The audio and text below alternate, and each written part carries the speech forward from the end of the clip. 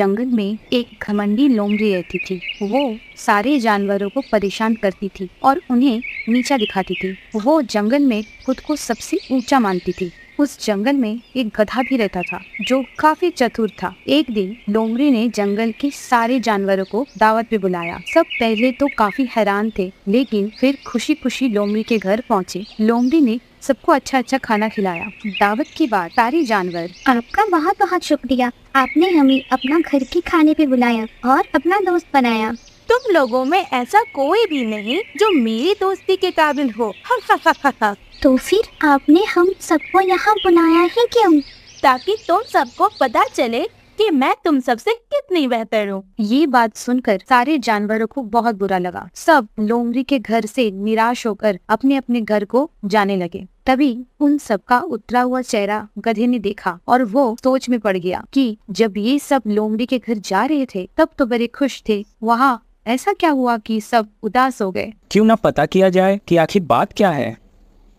तुम सब उदास क्यों हो? खरगोश ने गधी की बात का कोई जवाब नहीं दिया। फिर बकरी बहन, ओ बकरी बहन। बकरी भी सर झुकाए अपने घर को रवाना हो गया। अब गधा परेशान हो गया कि ऐसी कौन सी बात हुई जो सब उदास हो गए। अब गधा हिरन के पास गया और उसे पूरी बात जानने के लिए लोमड़ी की तारीफ करने लगा। लोमड़ी जंगल की सबसे होशियार और सबसे बेहतर जानवर है। उस जैसा इस जंगल में दूसरा कोई नहीं। जिस लोमड़ी की तुम तारीफ कर रहे हो वो तारीफ के काबिल ही नहीं। तुम ऐसा क्यों बोल रही हो? क्या बताओ तुम्हें गधे भाई, आज लोमड़ी ने हम सब के साथ क्या किया। क्या किया? तुम सब तो लोमड़ी के घर दावत पर गए थे ना? इसने हम सबको दावत पर नीचा दिखाने के लिए ही बुलाया था। हिरन ने गधी को सारी बात बताई। हिरन की बात सुन के गधा ने सोचा क्यों ना इस घमंडी लोमड़ी को सबक सिखाया जाए।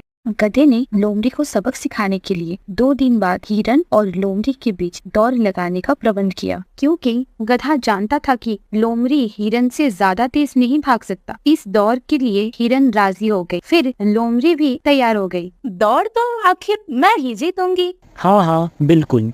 दौड़ का दिन आ गया। सब जानवर लोमड़ी और हिरन की दौड़ देखने जंगल पहुँचे। तुम चाहो तो अभी भी ये मैदान छोड़ के जा सकती हो, वरना हारने के लिए तैयार हो जाओ। अरे लोमड़ी बहन, पहले प्रतियोगिता तो होने दो, फिर देखते हैं कौन किससे बेहतर है। दौड़ शुरू होने वाली थी कि अचानक वहाँ एक भूखा शेर आ गया। शेर को देखकर सब जानवर भागने लगते हैं और शेर के चंगुल में लोमड़ी फंस जाती है। आज तो मैं तुझसे अपनी भूख मिटाऊंगा। लोमड़ी डर के मदद के लिए इधर उधर देखती है और चिल्लाती है। शेर धीरे धीरे उसकी तरफ बढ़ता है। बचाओ बचाओ, मुझे मत खाओ। पर शेर उसकी एक नहीं सुनता। तभी वहाँ झाड़ियों में छुपा गधा लोमड़ी पर तरस खाने लगता है और बचाने की योजना बनाता है। जैसे ही शेर लोमड़ी को खाने वाला होता है, बीच में गधा आ जाता है। रुको शेर भाई, तुम भी क्या इस लोमड़ी को खा रहे हो? इस लोमड़ी को खाने से तुमको पछताना पड़ सकता है। मैं क्यों पछताऊंगा? मेरी तो भूख मिटेगी और अब तू भी आ गया।